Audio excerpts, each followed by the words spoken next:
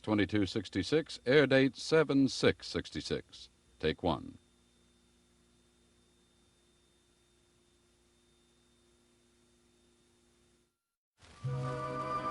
My name is Victoria Winters. The devils of a forgotten time have found their home on the crest of Widow's Hill, and the great house echoes with their pain. It's a lonely and frightening world, but for me it's a place of hope, a place where the winds of the past can bring the answers for the future.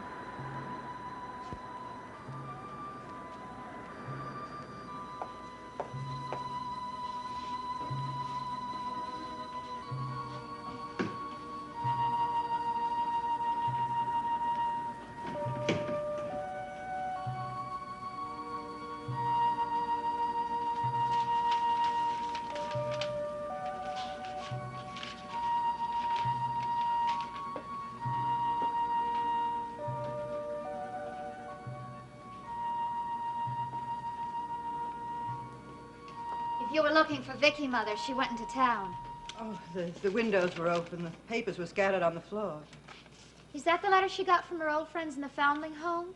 Well, how'd you know about that? Vicky gave it to me to read. Oh, she's led an unhappy life, poor child. Crummy, if you ask me. Mother, you've never told me why you picked on her. I mean, there she was, living at that Foundling home, hundreds of miles away in New York, and suddenly you decide to bring her here. We need someone to help out, you know that. Sure, but there are dozens of girls in the area. You could have gone to Bangor, to Lewiston. She was recommended. Your Uncle Roger knows someone in the Foundling home. Did you tell Vicky that? Of course. Did she believe you? Certainly. I hope you're right. Why do you say that? Because I think that's why she went to town. I think she intended to call the Foundling home to see if you were telling the truth.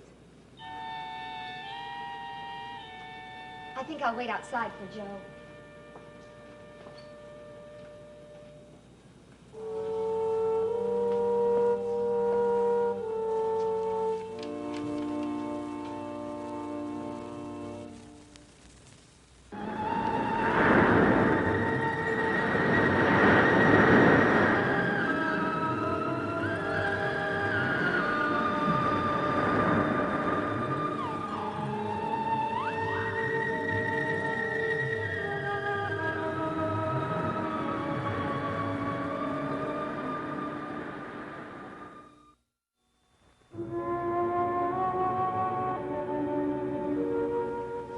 Yes, I'm still waiting for Miss Hopewell. Thank you. Yes? This is the Director of Services. May I help you? Miss Hopewell, it's Vicky Winters. Ah, Victoria. Where are you? In Collinsport. You homesick? I think you know we all miss you. The children have all been asking for you. Please give them my love. Miss Hopewell, there's something I have to talk to you about. Troubles? Well, tell me, Victoria. How are things going? I'm not sure yet. A little strange. Miss Hopewell, when I got the letter offering me this job, you'd never heard of Elizabeth Stoddard. No, I never had. What about her brother, Roger Collins? Have you ever heard of him? Well, not until recently.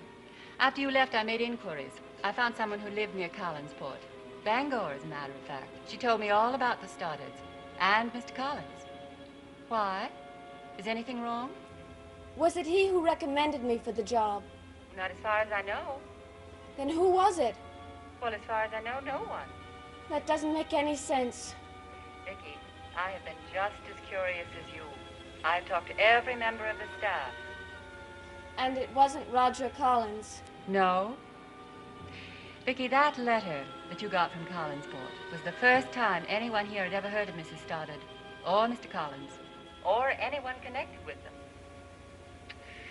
I'm afraid that's not very much help, is it? But you're wrong. It's a great deal of help.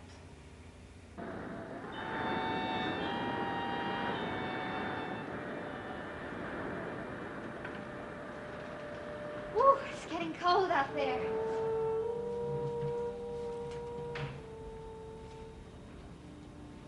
You don't know why Joe insisted on coming here, do you?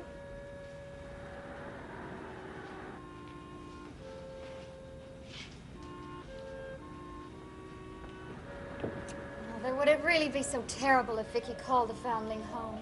Terrible? No, I suppose not. There's so much more. So many years covered with dust. So many dark corners. Maybe I should never have brought her here. Why not? Because she's lost and lonely. Because she looks in shadows.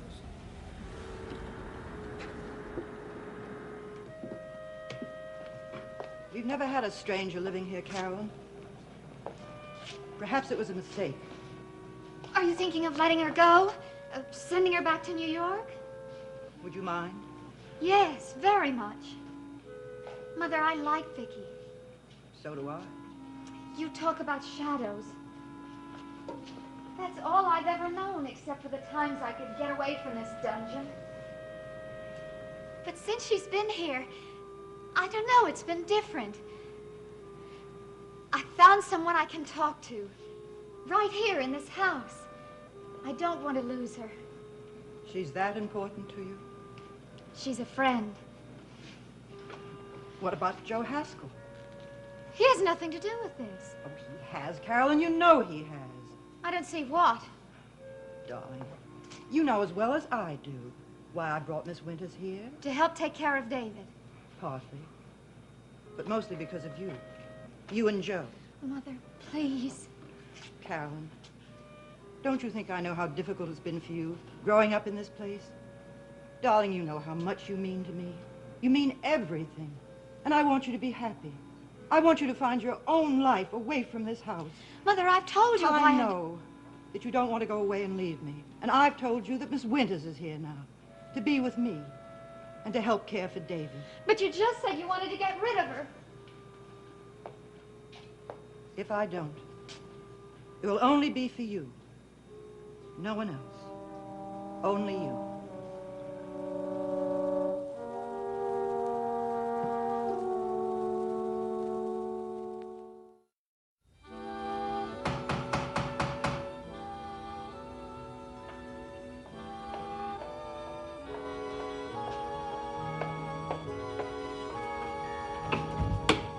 Hello, Mrs. Stoddard. Come in, Joe.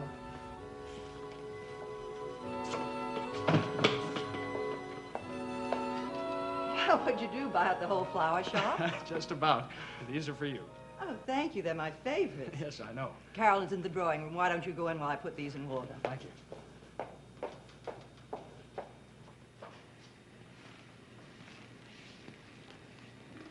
Boo! Hello, Joe. You still like little yellow roses? Yes. Then you got them. Compliments of Joe Haskell, ex-fisherman. Oh, they're lovely. You're very sweet. Thank you. Oh, you can do better than that. Did I hear you say something about ex-fisherman? Yeah, but that can wait. Look, Joe, I was going into town, but you asked me to wait for you. And I'm here. And I'd like to know what you wanted to tell me. Are you in a mood? Okay, forget it. Hey, now wait. Is that any way for a fella's best girl to act? I just don't feel like being teased. Okay. I'll tell you.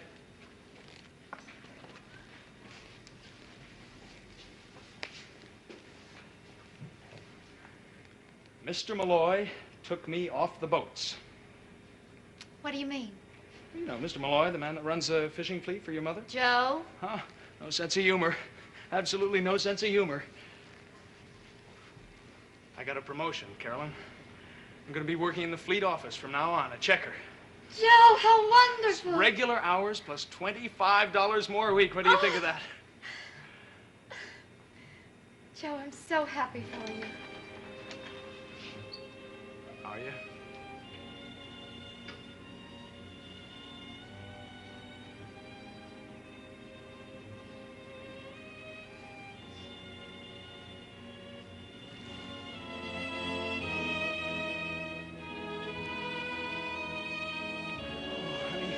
You so much. I'm just an idiot, that's all. Just a big fat idiot. But a beautiful one. I think I'll call her idiot. Who? My boat, that's who. Just think, honey.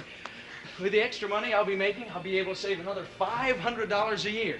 With what I'm saving now, I'll be able to make the down payment on the boat in the middle of next year. Oh, that's practically And tomorrow. with the money I make with that boat, I'll be able to buy a second boat, and a third, and a fourth. Haskell Fishing Fleet, the biggest thing in So Collinsport. maybe I'll even buy out your mother. Don't worry, though. I'll give her a good price. And all on a $25 a week raise. Oh, honey, it isn't much. I know, but it sure does mean a lot. Maybe I could get Mother to talk Bill Malloy into making it 30. Oh, no. Nothing doing. I did this on my own. No help, no boosts. That's the way I want to live. You're a wonderful person, Joe. Thank you, ma'am.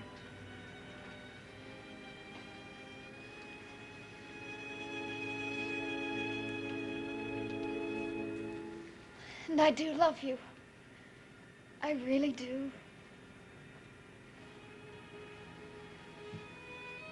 Then marry me. Sweetheart, I know I've asked you 4 dozen times. Joe. Carol, what's please. the matter? Why does this happen? Every single time. Oh, let me help you with that. Thank you. Sit down, Mother. Joe has the most wonderful news. What is it? I think I'll let him tell you. Wonderful news, Joe. It means you'll be able to get your own boat much sooner, doesn't it? That's just what I was telling Carol. I know how much it means to you. And to Carolyn. It was such a surprise. I saw Mr. Malloy last night, and he didn't say a word about it. Then this morning, he called me off the boat. He was just about to leave the dock, and that's when he offered me the job, just like that, right out of the blue. Maybe he didn't make his decision until this morning. I guess I shouldn't knock my luck, but I keep asking myself, why me? Why'd he pick on me? Maybe you're asking the wrong person. Now, Carolyn. You did talk to Bill Malloy this morning. Well, I talk to him every morning. He keeps me informed. You talked to him about Joe, didn't you? Well, his name did come up, yes. Mrs. Stoddard, did you ask Mr. Malloy to give me the promotion? Goodness, Joe.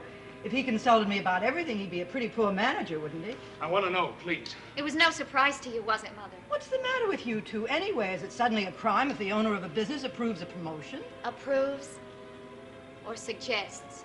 Approves. Mr. Malloy called me this morning and he said he was thinking of offering you the job of checker. He wanted to know what I thought of it. That's all there was to it. Mr. Malloy said he thought you were capable of handling it, and I said I agreed.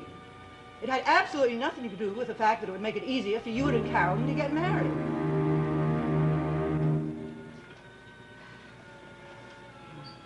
I'm sorry, I shouldn't have said that. But it is what you were thinking. Mother. Darling, I know you both love each other. There's no reason Mother, in the will world you why please stop trying to marry me off? She won't be satisfied until she has me out of the house. Don't tell me that, Carolyn. I'm on her side. You're ganging up on me. We both want you to be happy. But I don't think it can happen for you, Carolyn, until you're out of this house. I guess I better see who that is.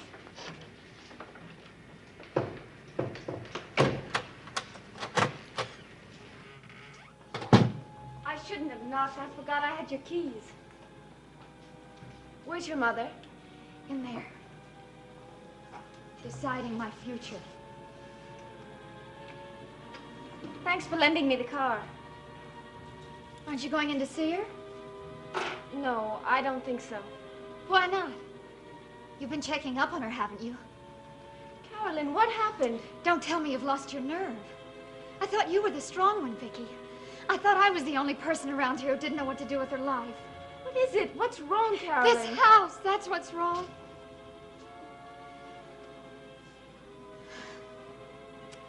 No, that's not true. It's me. Me, Vicky. I have a chance to get away and I'm scared. I'm just plain scared.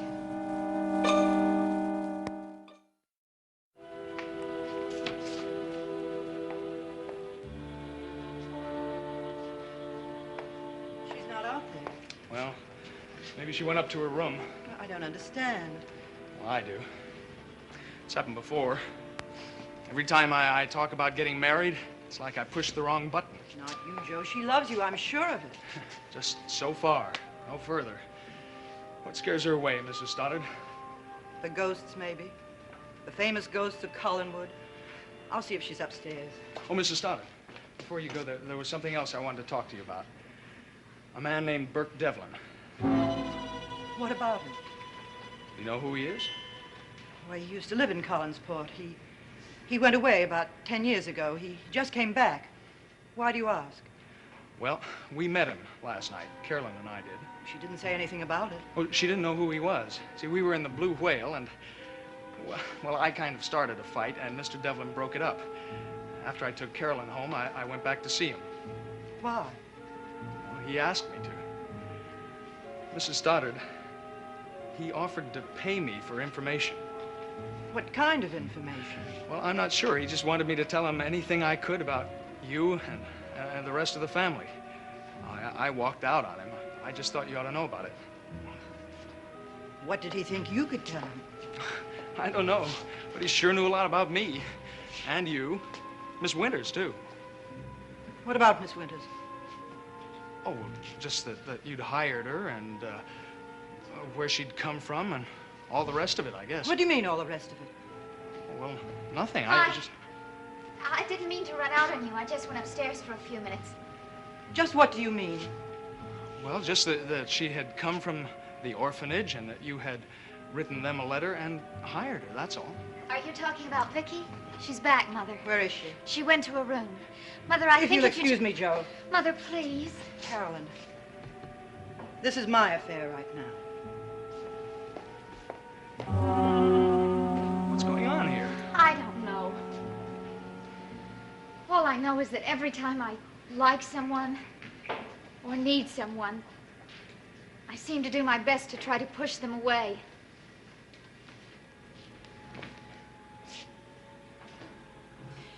Yes, I called the Foundling home and I spoke to Miss Hopewell, the director. I wasn't sure whether I was going to tell you or not. But now it seems I don't have any choice. Miss Winters, I'm not sure I like the idea of your checking up on me. How do you think I like it? I had to know. Isn't it enough that you're here, that you're being paid for your... Mrs. Stoddard, no one at the Foundling home ever spoke to you or your brother. Are you certain of that? I told you I spoke to Miss Hopewell. I know. But did it ever occur to you that she might be mistaken? Well, she said she checked.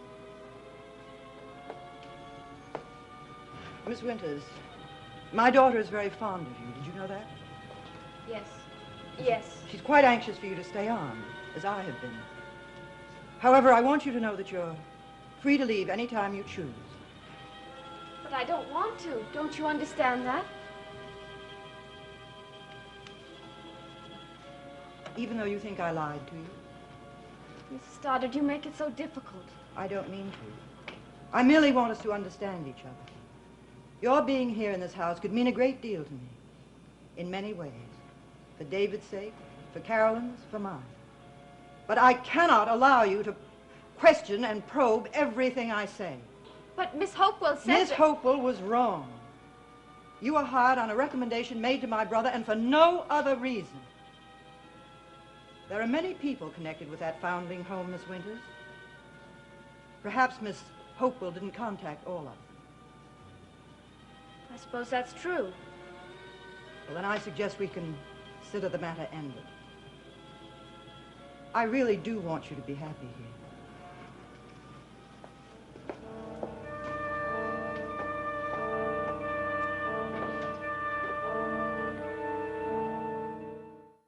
Yes, this letter is to go to Miss Victoria Winters, Collinswood, Collinsport, Maine.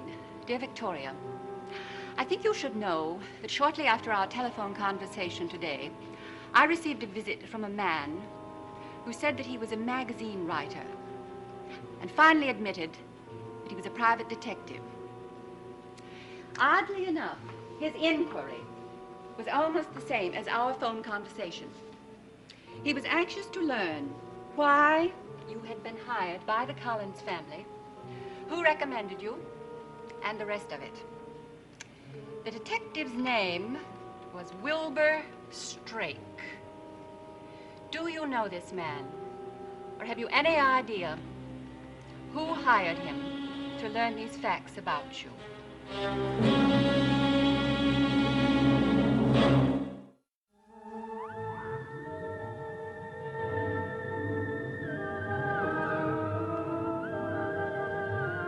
How well do newlyweds really know each other? Watch the fun when recently married couples play the Newlywed Game, premiering Monday afternoon at 2, 1 o'clock Central Time on ABC.